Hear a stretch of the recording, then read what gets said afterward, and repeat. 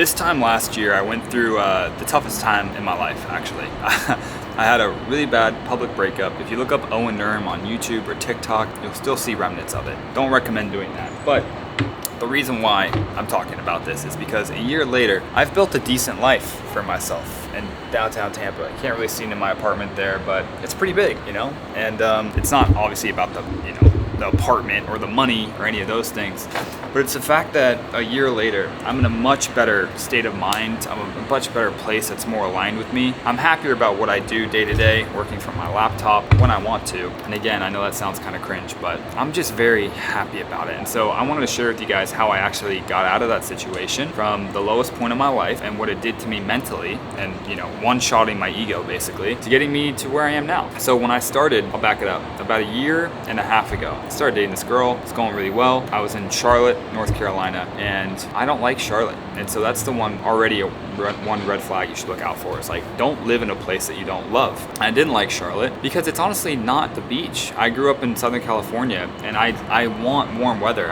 It's February 9th, 10th right now, and I'm wearing a t-shirt, shorts, no socks, just chilling, happy to be here. And that's the sign, number one. If you're not in the right place, it's gonna be very hard for you to be happy with what you're doing. And the second one is, how much are you being a small version of yourself to make other people happy? You should honestly try to prioritize yourself and express yourself as fully as possible. Like, be true to yourself first. Do that. Like, be forthcoming and honest and be yourself. For instance, I love sports, I love working out, I love eating well. And if I'm hanging out with people and that's not their priority, and I'm not being the full version of myself by staying away from the things that I love in order to make sure that they're good mentally, then I'm doing a really bad job of showing up for myself and caring about myself. Or it's not selfish to love yourself. It's extremely negative to yourself in order to please other people first. It's awful, and that's what I was doing for a while. So make sure that you're prioritizing yourself. People will love you. You don't have to go buy people things. You don't have to shower people with your time and appreciation and all those things. Be yourself fully, and the right person will actually come to you. I fully believe in that. And prior to that, I wasn't sure if I was worthy of love. You know what I mean? So I would be like, all right, well, I'm gonna make sure I spend extra time with them, make sure they're good, etc. And it decreases the quality of your own life. And if you have to do those things to make other people happy, then it's gonna be really tough for you. It was really tough for me because my personal health degraded, which means I was sadder and less happy. And ultimately, life is very short. You don't wanna waste your few years in your 20s trying to make other people happy. That's kind of crazy if you really think about it. You get your one life on earth and you're just trying to make other people happy. You should honestly prioritize yourself and your health a little bit more. So that's also what I started doing. The next thing was getting aligned with what I do for work. And so being a content creator was really fun for a period of time. Growing to my first 100,000 followers was a goal of mine. When I started TikTok, I was like, I want to hit 100,000 followers. That's the goal. And when I started, it was an insane goal and it felt too big. But I knew if I posted 3 times a day, I'd get there. So I posted 3 times a day. Over a year goes by. I started getting brand deals, working with companies like Whoop and Lulu and Kane Footwear. I'm getting these brand deals. I'm leaving my job. I'm working remotely, feeling good about myself. And then when I had that breakup, I lost those brand deals and I was hated from all the 100,000 people plus that followed me. I had a bunch of people hating on me. But that was the first time being a content creator was not all that. Because I had all these people hating on me, I had to now pivot. So I didn't want to be a content creator anymore because it honestly wasn't enjoyable. And I realized my income was based on whether or not people were liking me. That's crazy.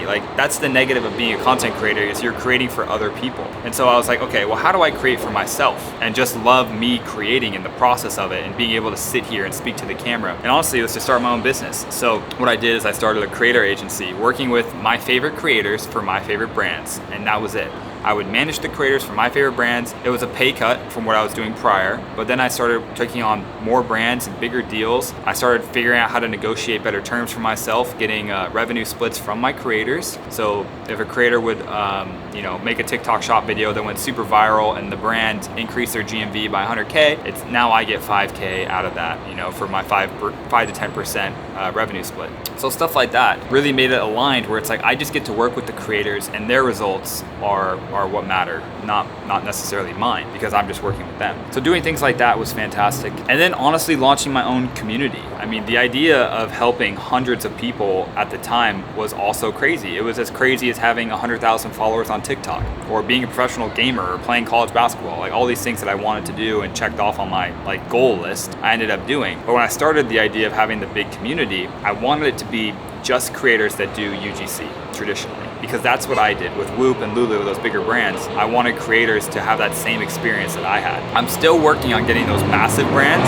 but we've worked with quite a few. I mean, now I host my community on WAP, and ironically, WAP, and because WAP wants creators from my community, which is just crazy, I've been able to get, I think, 5 to 10 creators WAP deals from my community, where WAP is paying them a pretty good amount of money every month just to post. It's crazy. You know, that's actually a crazy concept to me. WAP is a $1 billion company, so it's like I'm working hand in hand with a $1 billion company to promote them. It's not nothing. You know, on top of my TikTok experience and all of those things, I'm really happy about it. And in order to get there, I had this version of myself, like a North Star, a guiding principle, end goal that I really wanted to have. And it was doing it my way, which is really important to me. Doing it in the city that I love and the environment that I love, with the things that I really care about. And honestly, just it's kind of cliche, but doing it my way, yeah. I mean, fuck, like that's a blessing. You know, I'm no longer under anyone's payroll. Like I can pretty much just do what I want. And the way I built the business, it does better when I am more authentic. And I think everyone can do that on social media. I think if you have authenticity, it's actually your biggest strength, but most people are just too